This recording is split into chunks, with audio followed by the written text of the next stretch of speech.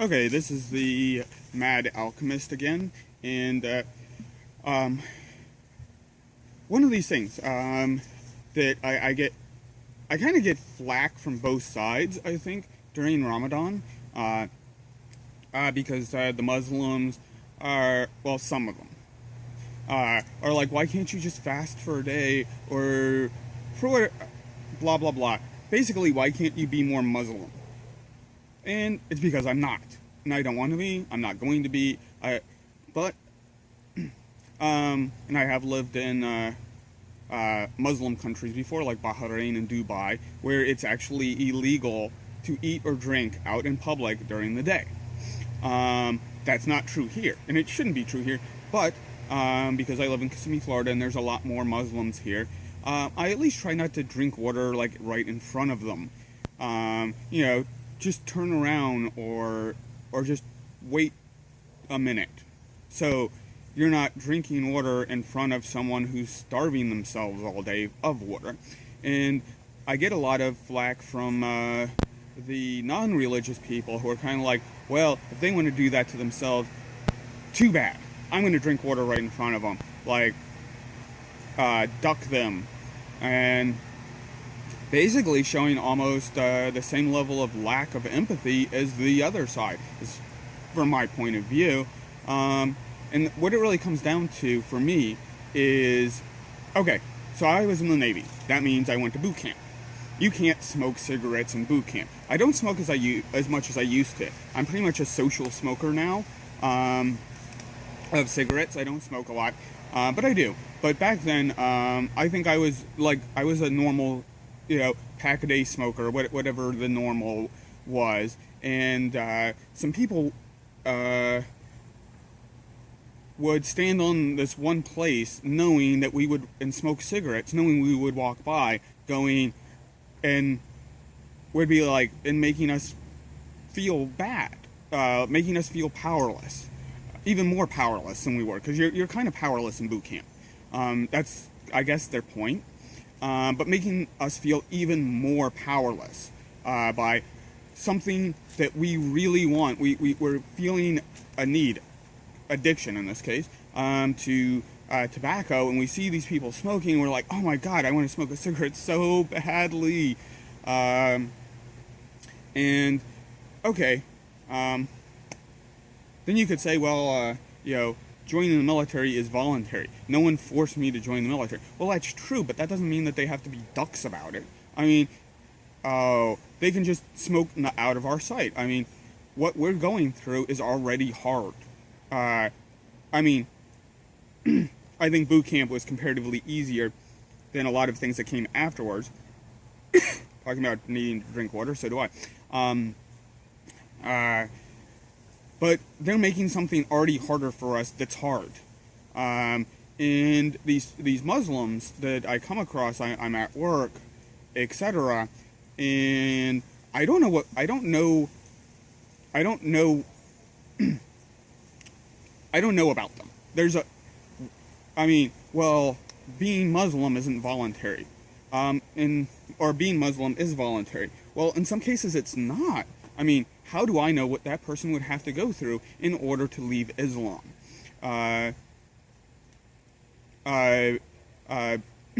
Loss of family, loss of friends, loss of community, possibly loss of your children.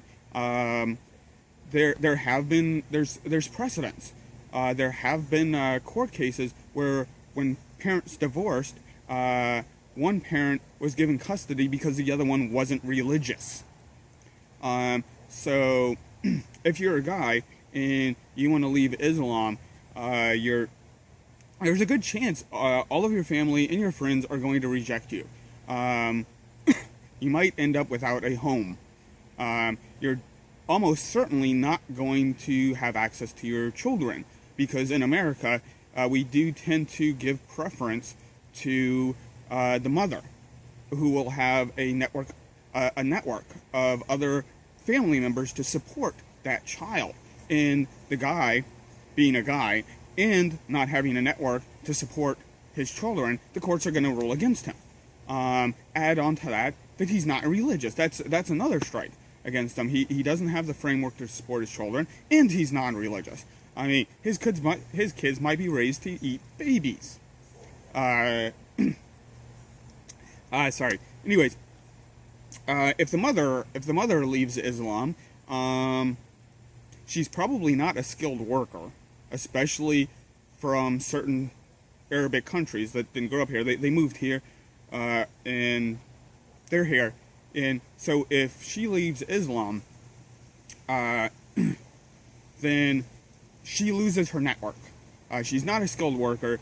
There's a good chance she's going to end up working in Kissimmee, Florida, West 192, highest concentration of homeless families in North America. That is so messed up. That is other videos. But taking that into account, there's a good chance she'll end up working 2 part-time jobs, no benefits, living out of a hotel room. And what mother wants that for her children? And many of you would argue that it's worth it. It's worth what you're giving up. And that very well may be true. Giving up religion opens up so many other things for you, like everything you're not allowed to experience as a religious person. But that can't be easy for someone who's so entrenched in a religion like Islam. And maybe over time they can work their way out of it. I mean, they're here in America now. I mean, admittedly, we're in the South, so that doesn't help too much as far as leaving religion behind. But you're in America now. You're not in a country where it's actually illegal to not believe in religion and these gods, external omni gods that are all powerful, all loving, all knowing, all good, and yet somehow we still end up with this. It's illegal to not thank them for this mess, while telling them how awesome they are. They being this god, you know. Yeah, we got droughts, we got famine. The people are dying, people are killing each other, but God, you're perfect. You did all of this, and it's awesome. Please, please don't hurt me. They're here, and I mean, they have the possibility of leaving religion behind, but basically, they're either stuck in it, or if they're trying to work their way out of it, it can be a hard and long process. In making them feel worse about feeling worse, basically, you're that dude standing on the corner in the Navy boot camp, smoking cigarettes in front of recruits who are there to contribute to their society. You know, and you may argue with what some of our military does, but you have to support the people who are doing it, especially the people on the ground. I mean, they're out there and they're putting their lives at risk. They're enduring personal hardship to make this country secure. Sometimes their efforts are misdirected and used for things they shouldn't be used, but that's not their fault. So you shouldn't make their task harder. They're trying to be a person who can help protect and serve this country, and you're making it harder. So you don't know about that Muslim guy, woman, whatever. You don't know them. They may feel completely stuck in their religion because if they leave it behind, they lose everything. Maybe they are working their way out of that religion. Maybe they're trying to build up an alternative network, other options, in order to leave this religion of contradictions and not good things behind. But it takes time and effort. And if you want to be that person who are like, I'm going to drink water right in front of them, duck them, you're not making it any easier for them. I want them to, because the Islamic countries' culture do bring some things to us. Art, poetry, music that is amazing, and they bring something to the table. And I want them to come over here. I want them to come, or at least some of them, come and integrate with us and bring their music and art and culture. Just leave the religious baggage behind, please, and better adapt. So I have to assume that that person standing in front of me is a good person, and that there's the option. They are or could either be working towards leaving that religion behind.